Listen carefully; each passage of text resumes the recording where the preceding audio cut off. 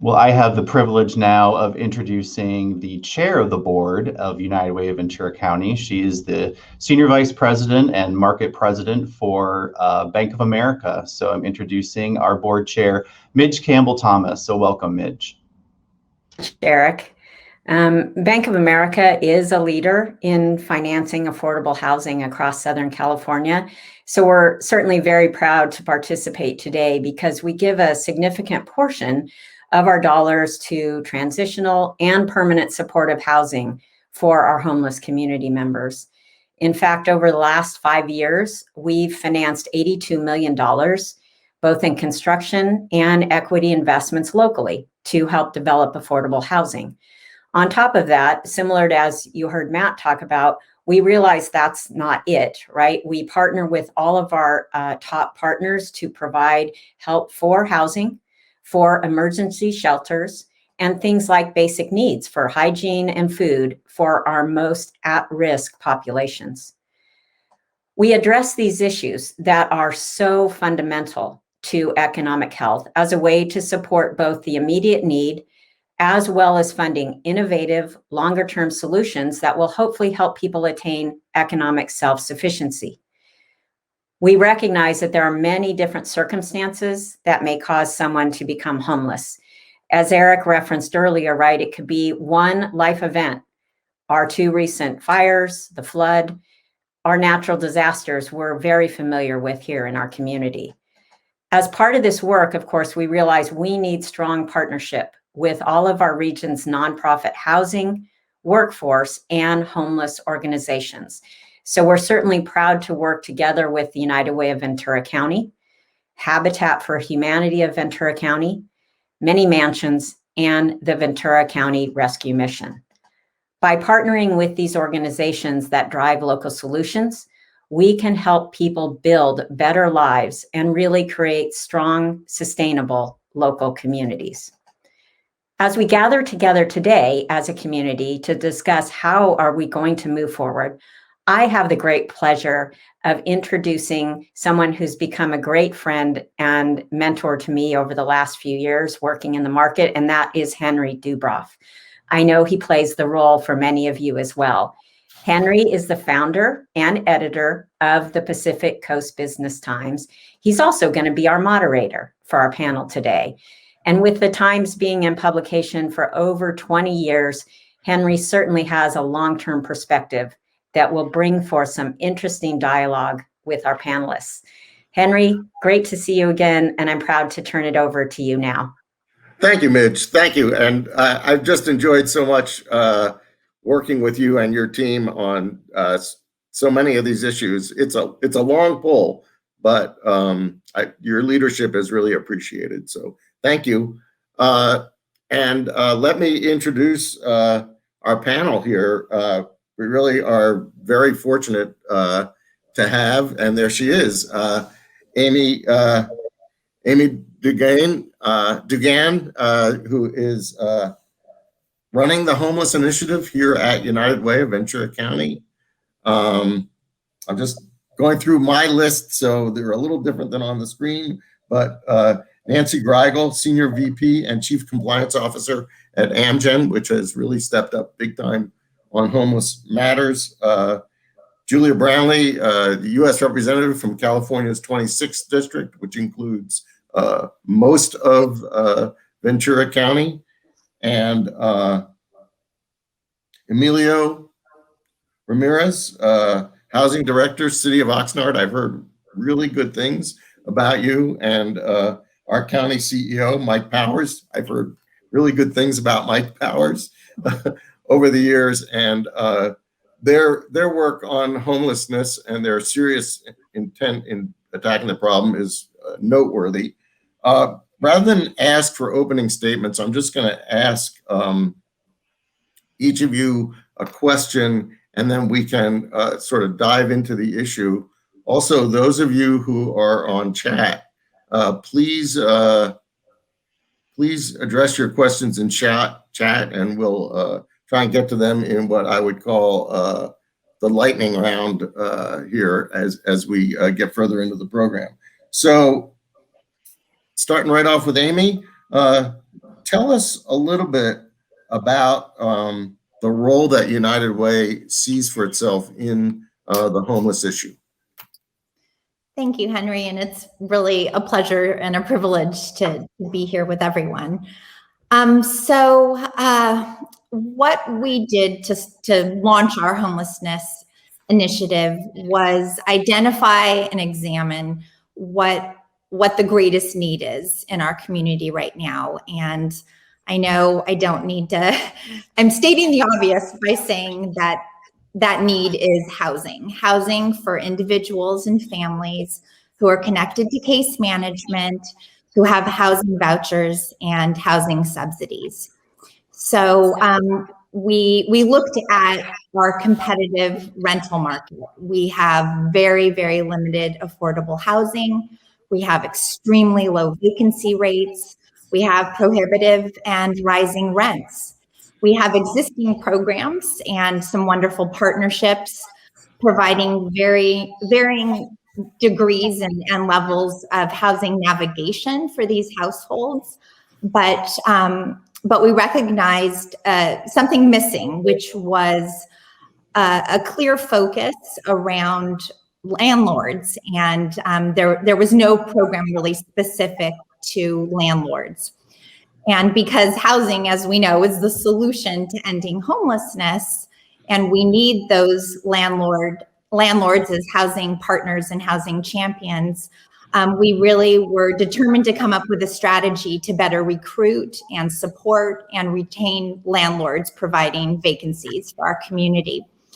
So, again, after some research and innovation and community conversation, the Landlord Engagement Program was born about 15 months ago. And again, that focus was really on addressing the key needs and concerns of our landlords in order to create an increased housing stock available to our households experiencing homelessness. So we focused on those, again, landlord needs and concerns, responsive customer service, providing a liaison between our housing and service system and programs. Timely rents are imperative, assistance with the inspection processes attached to housing voucher programs, loss of income that may result from any lag time during move-in, and damage mitigation in the event that's necessary. That sounds, go ahead. That sounds like a really good start. Thank you. And this is all new information to a lot of our audience, and it's really appreciated. Congresswoman Brownley, one of the issues that was touched on in the conversation with Matt, but not really in much detail, was veterans. And we've seen a lot of work by you around our homeless veterans. What's the state of play there at this point? And perhaps you can tell us a little bit about what might be coming down the road legislatively when it comes to homeless veterans. Well, thank you, Henry. And I do want to thank United Way for putting together this forum. It's such an important and pressing topic right here at home and really across our nation. So I thank you very, very much. And so, veteran homelessness, we see it here in Ventura County, and certainly we see it in Los Angeles, and we see it across the nation. And it's a big problem that needs to be addressed. Affordable housing, from my perspective, should be a human right, but it's despicable, honestly, that any man or any woman who has served our country, putting their life on the line to protect our lives and all of our liberties, that would return home and find that he or she cannot make do to actually have a home. So it's an area that Congress has been working on quite a bit, and I think we have been successful. We have a lot of good programs, but there's a lot more to do. I've spent a lot of time recently on women veterans and women veterans homelessness, if you will, and had one of my bills pass in early January. It was a bill that would pay per diem for children of homeless veterans, men or women, either one. But when veterans go into some kind of community housing, and they only have the per diem for themselves and not for their children. And so I had a bill to say, no, we need the per diem for the children so that the community housing that's out there for families that the VA would be able to cover the cost. I have another bill that I just introduced a couple of weeks ago around the Department of Labor provides all of these sort of integration services for homeless veterans. And I said, well, we need to prioritize homeless veterans with dependent children first, and things like job training and other kinds of things. And the Department of Labor was also challenged with addressing, sort of shelter and safety and other relevant services for homeless veterans with dependent children. And then a bill that I've actually introduced my first year in Congress, and I continue to introduce every single year. And I'm hopeful this year because of what really the pandemic has raised, I think, for all of us in Congress. And it's a comprehensive bill that but it's a simple bill that basically says for all of the homeless programs that the VA provides, we have to reauthorize them year after year after year after year. Let's just make these programs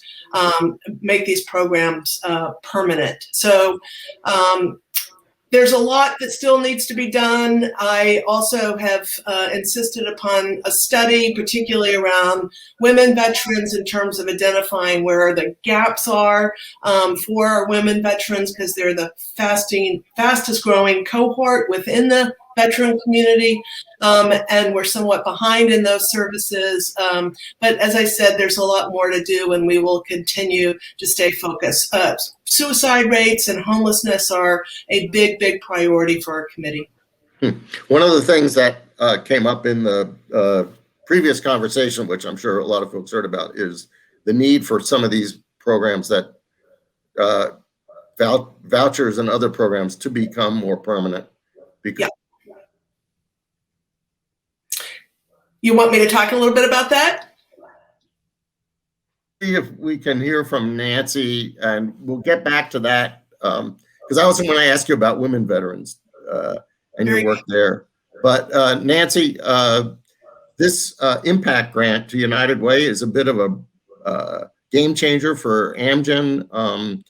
Tell us a little bit about how you guys came up with the program and whether you see more public-private partnerships or an expansion of this program coming down the pike.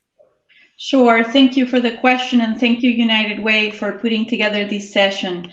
I think Matt and Julia have clearly articulated the more important reasons why the Amgen Foundation has been interested in the landlord engagement program in the past year. I think we all recognize that homeless is an issue across the country, many communities, and Ventura is no exception. We also last year considered the fact that COVID-19, if anything, exacerbated this situation for many people lacking housing in Ventura County.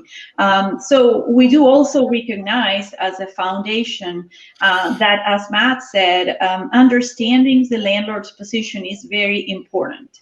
And as such, outreach, engagement, and support, and particularly all that entails this particular program, is critical for the success of allowing individuals who were granted a voucher to actually utilize them and put them to use. So definitely, the grant has been given not only to help the program and from a financial perspective, add value, but also to mobilize, as you said, public and private partnerships to encourage volunteers. So it's a combination. I always would say it takes a village, right? So I think it's a combination of all of us, private companies contributing, the public sector, and the commitment that Julia just outlined, private companies like Amy's, etc. It's what's going to make this happen. Thank you. I've missed a lot more engagement going to Emilio in Oxnard on the homeless issue. I just found out this week a little bit more about the tiny homes program and your work with Habitat for Humanity. Tell us a little bit more about Oxnard and some of the highlights of what you guys are doing. It's really been a big turnaround over the past couple of years, at least in my view. Thank you, Henry, and thank you, United Way, for this panel and this invitation. Yeah, so the city of Oxnard is working hard to be responsive to the need in the area, in the community, in the city.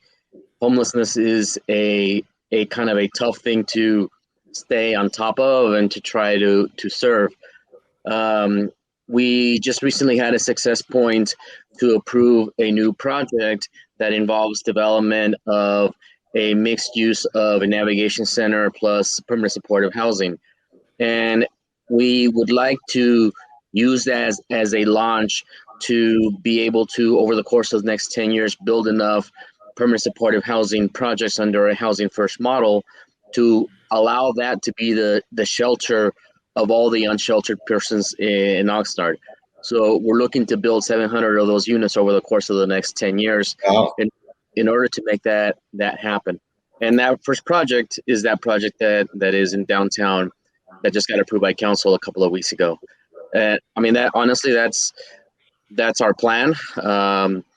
Maybe a little simplistic, but the whole thing is build enough units to make it happen. Wow, that's very ambitious. I want to know more about it. But I want to turn to our county CEO, Mike Powers. Mike, you and I have talked over the years about this property. I think the county owned it, and you worked in partnership with the city of Ventura. And maybe time goes faster than I think it does, but I think it's been operating now for about a year. Can you talk about that experience, and also the county with the 28 or so clinics is really on the front lines of homelessness and healthcare. So maybe you might talk a little bit about that as well. Yeah, very much. Thank you, Henry. Good morning. And thank you, Eric, United Way, for bringing us together and having such a great, impactful speaker as Dr. Desmond. And, you look at whether it's homelessness or issues of equity, so much of it comes back to the cycle of poverty and what we can do to break it. So it's a great, great discussion. I do want to talk about the ARCH, the permanent year-round shelter, but just to step back real quick and put it all in a little bit more in context is, our county came together and developed a continuum of care board. And I think that's a real difference maker in our county. And that's, it's a regional group that gets together as 4 cities, 2 East, 2 West counties on there, area housing authorities, private sector, and probably most importantly, a community advisor with lived experience. And what this group does is say, we don't have enough funds. How can we use them in the most impactful way? And it's amazing. It's probably about 6-7 years old now, but it's embarrassingly functional. I mean, people really do work well together. They come together and look at what's the most, the best practice ways of using the critical funding we have. So, some of the things that have come out of that is everybody getting on one information system, shared information, the homeless management information system. And I think we have over 150 providers now that are on that, which helps coordinate support services. Pathways, which is single entry to placement for housing for anyone needing housing. And that's also amazing, housed hundreds of people through that program. But what also came from that was the development of the first ever permanent year-round shelter in our county. And that is a partnership with the city of Ventura, also with funding from the Continuum of Care, federal and state funding. And it was a former administrative building, healthcare administration building that the county owned. And folks just came together, and our board of supervisors had unanimously pledged to partner with any cities that want to develop a permanent year-round shelter. And we're working very closely with Emilio and Oxnard right now with their efforts as well. And in Ventura, it was just magic to see it all come together. It's a 55 bed shelter, and with an experienced operator, Mercy House, they've done this before. This is what they do. They know what works. And it's amazing to see it happen. And it's transitional, it's navigation. So they want to get people housed, and that's what they're doing. They're helping house people, and I think like 25% have been in permanent housing, 15% transitional, maybe supportive housing who need services, and connecting the vast majority of folks to health and mental health and alcohol and drug services and all services, job training, and so forth. So it's an amazing wraparound program, but also programs like HPRP, Homeless Prevention Rapid Rehousing. Is so critical. That's like 6 months of rental assistance. And I thought that was like a nice sort of a Band-Aid for things, but actually it has a long-term impact on stabilizing families. 90% of folks who are in this program are housed after 6 months. They stay housed. Wow. And 1 year later, I think it's like 90 or 80%. So it is having a long-term impact, and it speaks to sort of the personal impact of this. We talk about numbers and so forth, but that's what's so great about Dr. Desmond. The trauma that impacts people, their loss of self-confidence and sense of hope they lose. So by keeping them housed, keeping kids stabilized, keeping them in school with friends and social support services. So there's just a lot going on around this continuum of care, and what's great is that when we do get funding, like the wonderful funding that Congressman Brownley has supported for us just recently on housing vouchers, we know where to put it, right? We know what works best, and everybody collectively comes together to put it in those most impactful areas. Great, thank you. We have our seventh panelist. I'm pleased to welcome another Henry to the panel. Henry Stern, State Senator, I believe it's the 27th District, which kind of straddles West LA and eastern East Central Ventura County. So I can't resist this question as a newspaper person and a person who consumes a lot of media. LA is sort of notorious, as it were, for its homeless problems. The question for you to just start us off is, what could Ventura County learn from LA County about homeless solutions, and vice versa? What could Ventura County teach LA County about this really important issue? So the floor is yours, and you get the first in round one. I'll take the first crack. You gave me a real softball there, Henry. A pleasure to be with you, and I'm so sorry. Interesting doing caretaking and legislating at the same time, let's just say. So I apologize for being in informal settings here, especially with the Congresswoman present. So apologies in advance. But let me say, you think of LA as a behemoth, as almost too big to govern at the county level. It's bigger than most nations on earth. But I actually think some of the scalable solutions out of Los Angeles are the small things that we've been really interested in. There's some smaller pilots that have been kicking around the Department of Mental Health that I think are actually very exciting. In terms of the continuum of care work that Mr. Powers was just talking about, the way he describes all the silo busting and the sort of relentlessness of service, and that service should be on the street itself.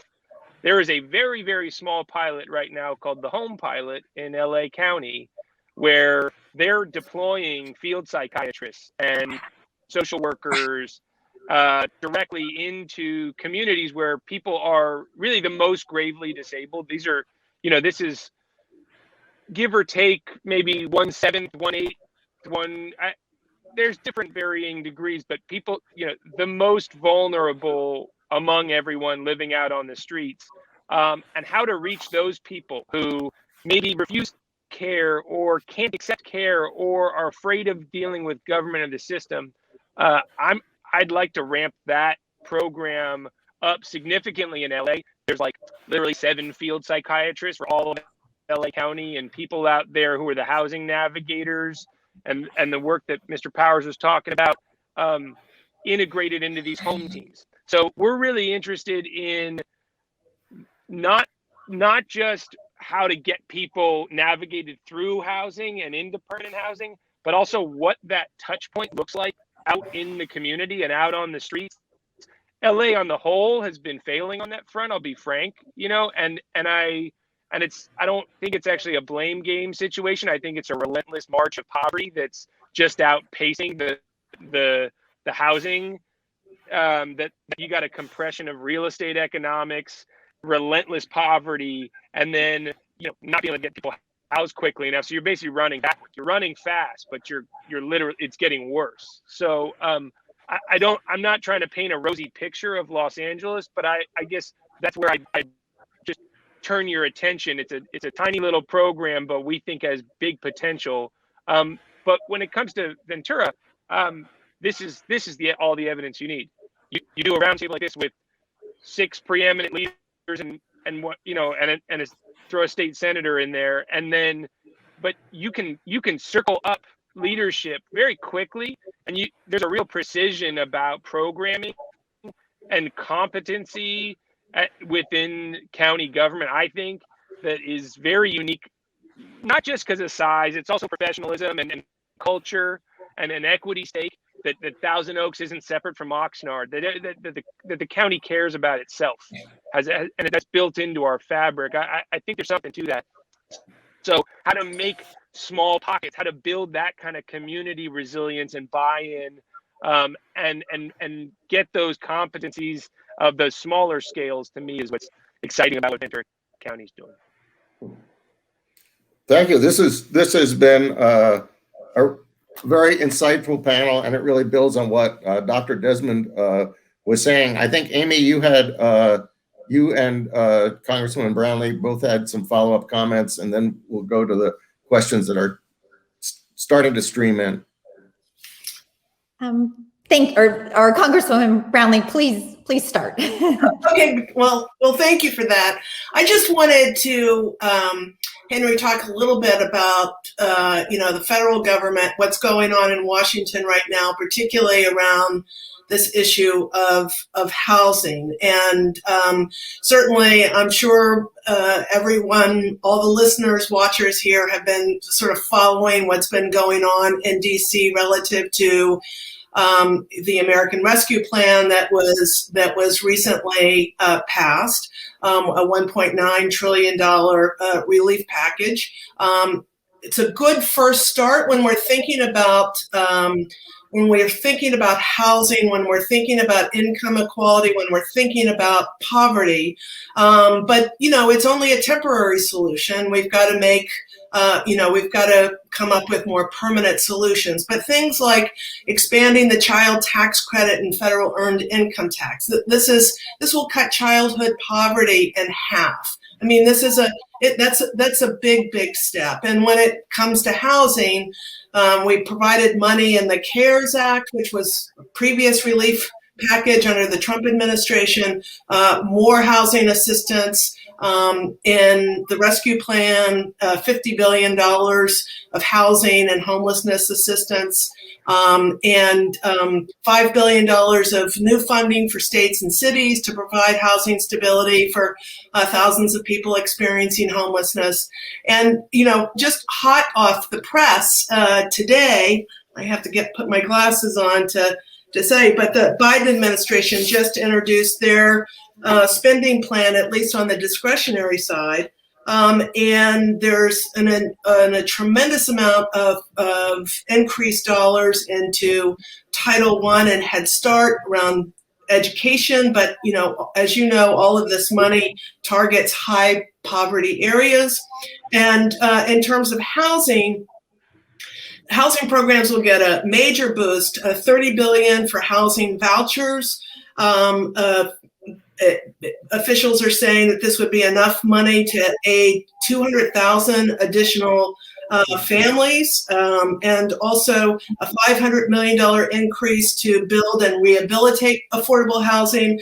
That goes along with other previous funding that gets us close to almost $2 billion in infrastructure building of new housing and rehabilitation. So and as we are speaking today, the president has introduced his his jobs plan, what he calls his jobs plan. And again, that jobs plan includes a lot more money for workforce development programs, which are important, but a lot more money, $213 billion of affordable housing and $40 billion in public housing infrastructure. So Wow.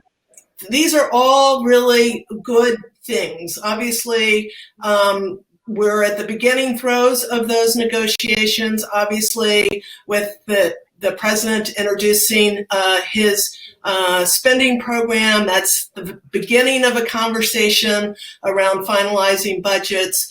But you can begin to see, based on the executive branch and in Congress, the direction that we're going in. And I have a lot of real hope that we are going to make this transformational change that's necessary in so many areas. But as we talk about housing and homelessness, that we will make transformational investments in that. So, and all of these resources, if we can get these passed and signed into law, is going to help Ventura County. It's going to help LA County. It's going to help cities and counties throughout the nation. So I'm excited. A lot of work ahead to do, but I wanted to make sure that your listeners were aware of what's going on in Congress.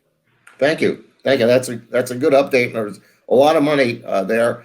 I want to just follow up with one question for Amy, Mike, and Senator Stern, and also Emilio. There's been some talk about the earned income tax credit being able to be paid out monthly, and to the extent it's paid out in that way to families that are on the housing bubble, does it actually help?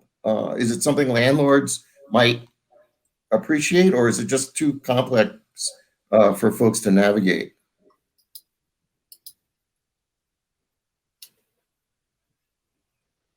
I don't know if should I jump in? Do you want me to take a first Sure. crack? I don't know if it's either or. I think EITC is critical because that supplemental income, the mechanics we've made pretty simple, right? I mean, there's a big outreach campaign that went around, at least the conversion to straight cash grants and not going through the filing process. That, look, nothing simple in government. I shouldn't put it that way, but in this case, I think we did a pretty good job getting throughput and optimizing. I mean, we've moved over $1 billion in the last 2 or 3 years, very quickly, and so the money's getting out. I think the issue is that, the rent is so high. Is that enough? And so will landlords appreciate it? I think you need a combination of that direct rental assistance that was a short-term stopgap, but combined with something steadier, right? So I actually think it's a both, not a yes, landlords will appreciate having more solvency from their tenants, right? And yes, that overall economic stability is good for the housing market. But yeah, I think that direct rental assistance is really what landlords look at, and they say, okay, that's coming right to me. That I can hold and deal with directly, and I don't even have to go through my tenant. So that's what we've heard, at least from the landlords who are, smaller landlords who are trying to make it work for their big investment property, a 2-unit, 4-unit condo, whatever it is. So that's what I've been hearing from the ground, but I don't know if you all have heard differently. I'm going to move on to another question because I think that kind of covered things, but feel free to round back to it. A question that came in about the availability of accessible units for folks with disabilities who are homeless.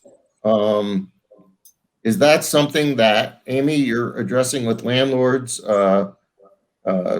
And maybe Mike, you might want to weigh in on that one. And Nancy looks like she would like to talk about it as well. So, Amy?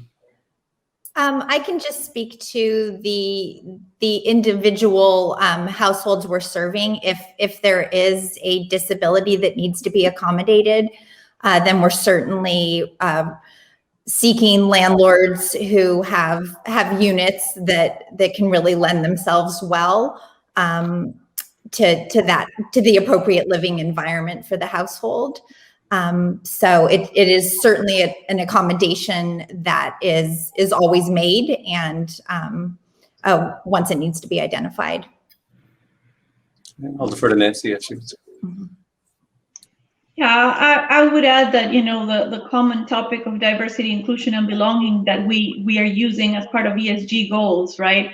And many investors are quite interested in, do apply to these types of situations. So we ought to make sure that we plan for those with disabilities, for those who think they don't belong. I think Matt articulated a number of examples that really touched my heart. So definitely taking into account all possible scenarios to make sure that the program encompasses as many, participants as possible. And just to go ahead. add on to that too is, another really effective form of funding is hotel motel conversion. And so something that could be highlighted as prioritized as well as in the development there. We did see that, with Project HomeKey partnering with Oxnard, our team was able to move quickly, got about 13 million in state funding to start their shelter there, a non-congregate shelter where people have individual rooms. I think it's like 70 different rooms, so very impactful. But in terms of services too, overall, I think it's important to talk about that because that's such a key component to helping people facing homelessness. And healthcare, we have a program that's supported by federal and state funding called Whole Person Care. It really focuses on the high utilizers, and I mean high utilizers, people who had been going to the ER every other day, or in some cases every day. Many of them homeless, most of them homeless, but being able to wrap around services with them has been so critical. We've seen it in be so impactful with the pandemic hit. We were able to rent 4 hotels right away with our community partners and wrap around health services. We knew who was medically fragile because of the program, backpack medicine from our BCMC hospital, as well as behavioral health services are so critical, like the RISE program, the community-based program. So that's something, be able to wrap around services for folks in a really compassionate, respectful way is key to putting people on a good path going forward too. That's a great segue to a question that just kind of floated in, which is design. Is there a way to work with landlords and developers and maybe county and city to maybe drive better outcomes for homeless transition through building design? A project is references called the Kelsey in Northern California.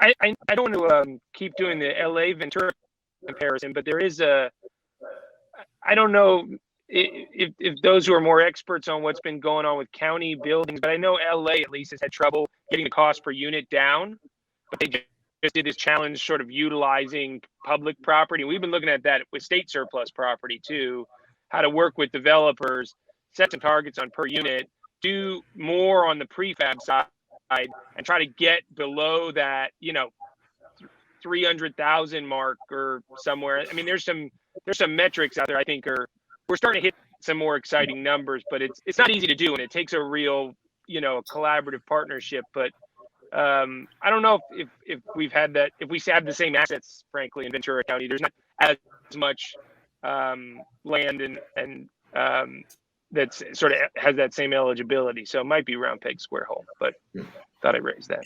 We have an open invitation from one of our participants, maybe one or more, to visit a homeless shelter. So consider that an open invitation. And I'm sure Eric and Amy at United Way can help facilitate that if anybody wants to drop in.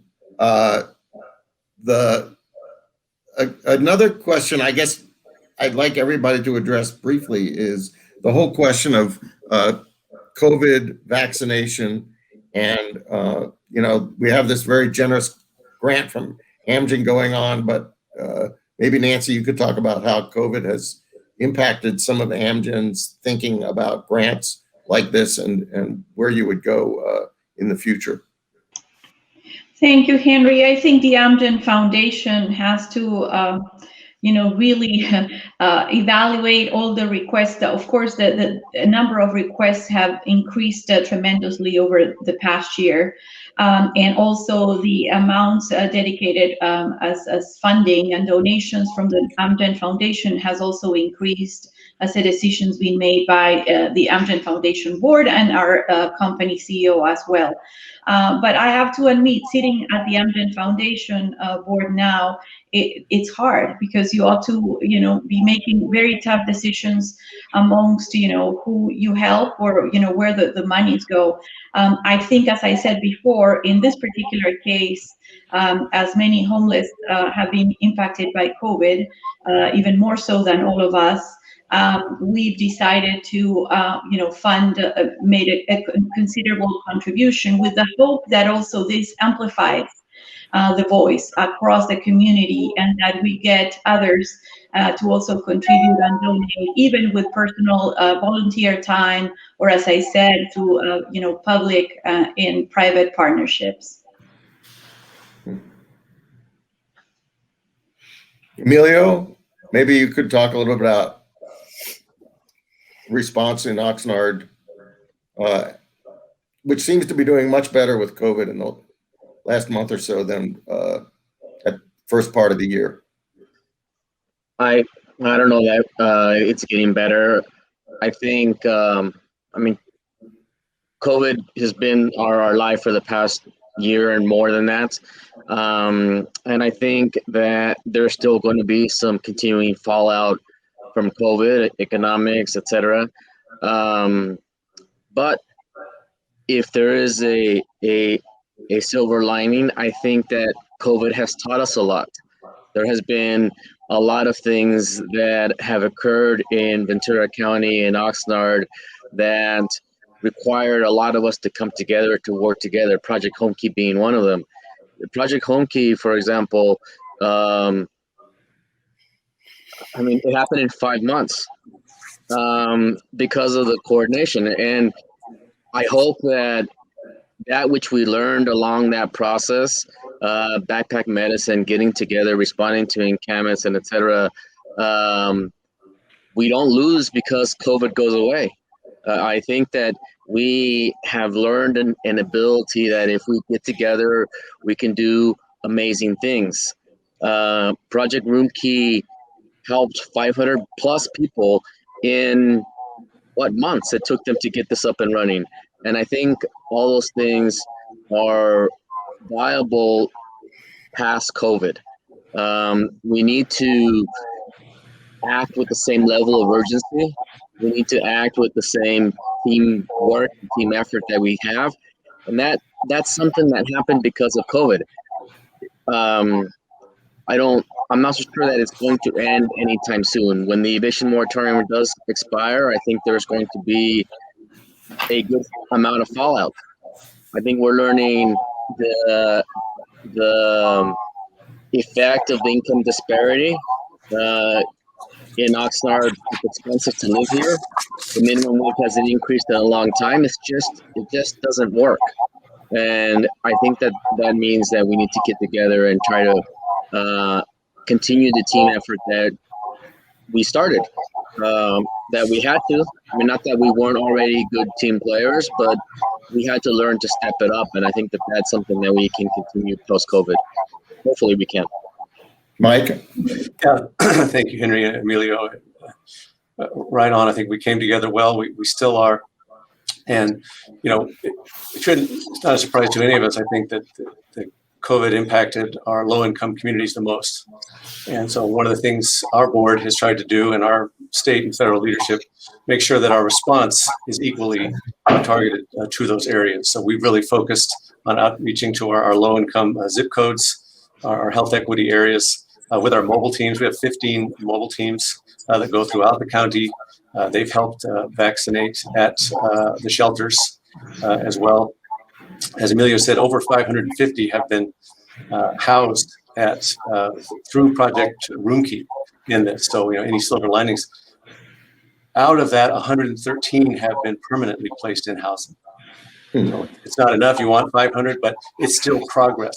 And it shows that those kind of steps are working when we all come together. We're just the right size, or the Goldilocks size county, I think, where we can all come together with relationships like at a meeting, a conference like this, and really solve these problems. And it's not one solution; it's multifaceted. But definitely, we think our equity efforts are never enough, but they are paying off. We see our equity measure is in orange right now, and it's dropping steadily.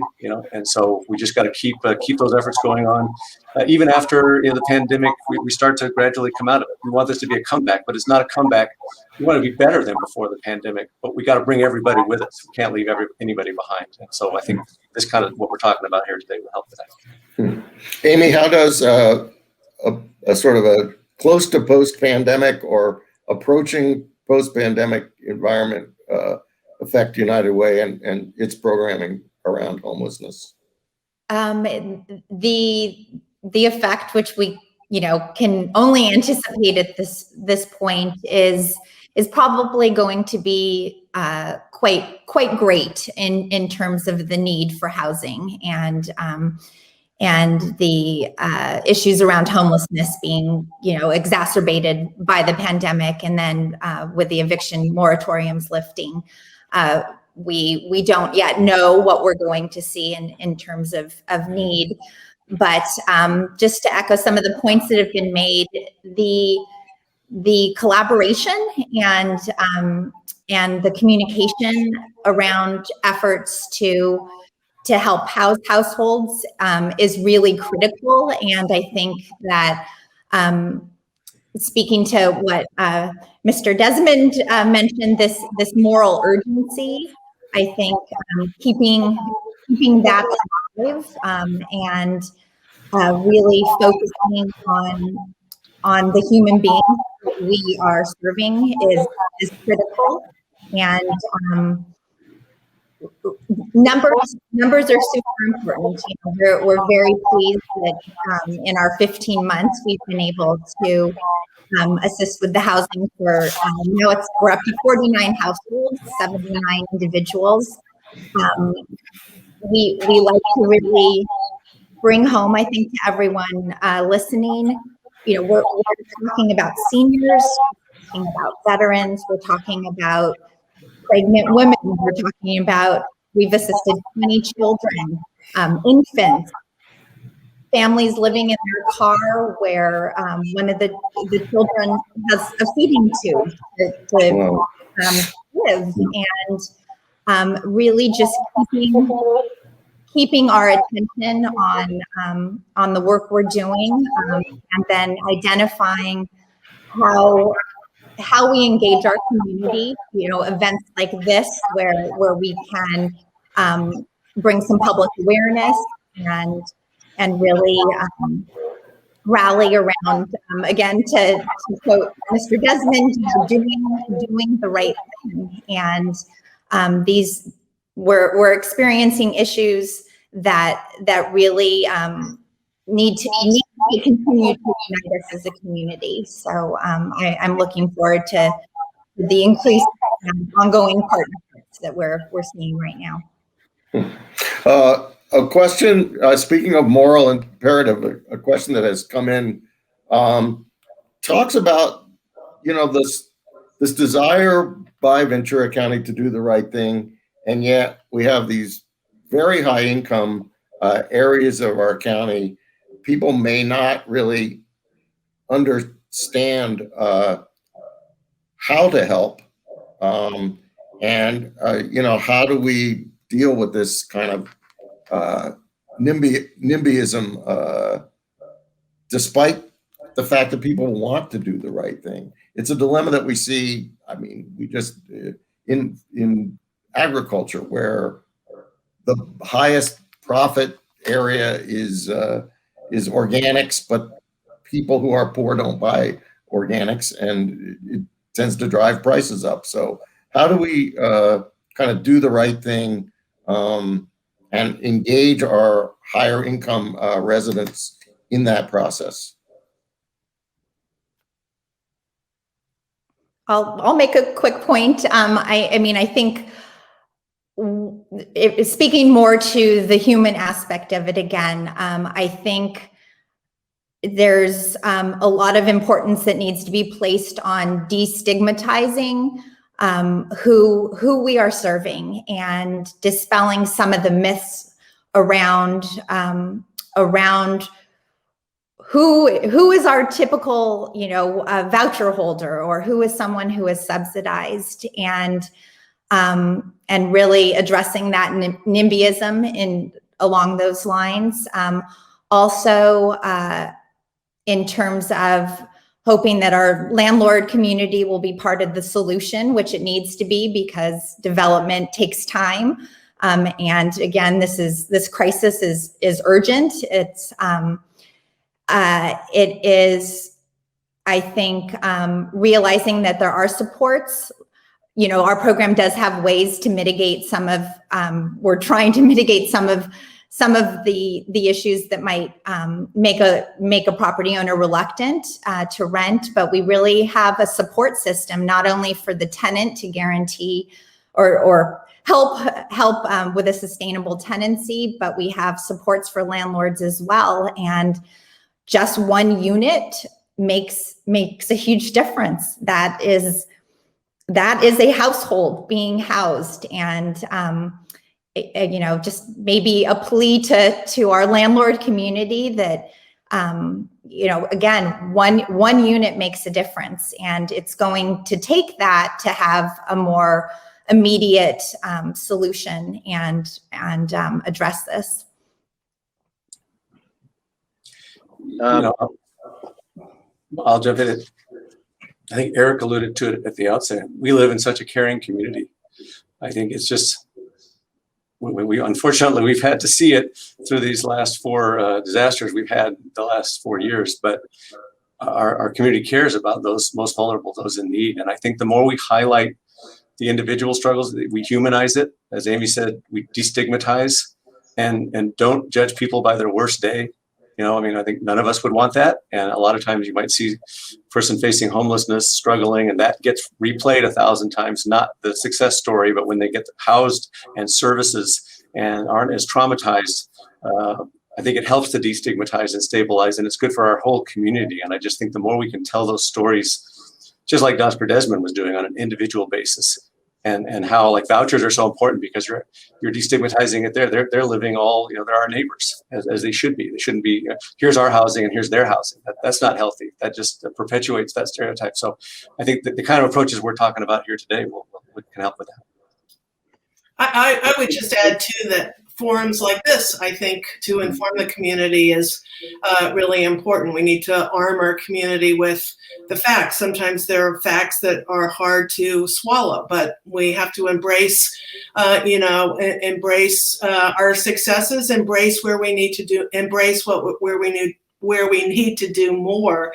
And I think this pandemic actually has, really reminded the community just how important it is to have a safe and stable place to call home, and for so many millions of Americans have that sense of security and peace of mind has just been has been out of reach. And I think that as we get through this pandemic and get to the other side, I think that we have to hold on to what the pandemic has really brought to our attention, and to keep and continue to be vigilant about working on this kind of housing crisis, not only here in Ventura, in the county of Ventura, and there's so many people who are, but we've got to continue to be vigilant about addressing it throughout the country. I mean, Ventura County is going to benefit from LA addressing their homelessness issue. It's important that we take a national approach as well. So Henry, if I may, I totally agree with what everybody's saying and humanizing the need. And I completely agree that the community in Ventura and Oxnard, they're caring, they want to be involved. But I think that if we recognize that a healthy neighborhood is inclusive, if we recognize that investing in our neighborhoods, in our communities matters, and we all live together, and in an effort to be able to all live together, we need to invest in our community. And that means that do it in a way where we don't allow a issue unmaintained or unattended in the community, whether that's homelessness or maintenance of a park or a street or etc. We all have to recognize that we need to live together and therefore bring forth a healthy neighborhood. And that means when we build an affordable project or a homeless shelter or whatever, that we do it responsibly to the neighborhood. We don't cheapen it just because they're homeless. We build a project that we're proud of and that people are going to live in, and that it's going to not only help the person that lives in it, but help the community that lives around it. And therein lies how the rest of the neighborhood could be involved, could be engaged, making sure that it's responsible delivery of service, making sure that the community, the streetscape is responsible for how it looks and feels, so that it doesn't bring down the value of the person that's being assisted versus and the value of the person that's assisting. The two things needs to coexist. And if your question is how do we get the higher income population involved, I hope that they can recognize that serving all of the population is an investment in their own livelihood, in their own quality of life, in their own neighborhood. And if we can come together to say, yes, we're going to coexist, and therefore I'm going to invest in making sure that my livelihood is quality, because I don't want my neighbor to be in a bad position. That is a real significant thing that a person can do that is of higher income, not just allow it to occur, but to be actively engaged in making sure it gets done right for the benefit of the entire community. Yeah, homelessness and poverty are so linked together, and investing in housing, is an investment in economic vitality for every community. It's an investment of reducing substantially poverty, so that we don't go to Trader Joe's and see people, begging for $1 because they're homeless. And so that investment in housing really means economic vitality, and it means a very significant reduction in poverty. And the more we invest, the more we can eradicate poverty. I think that's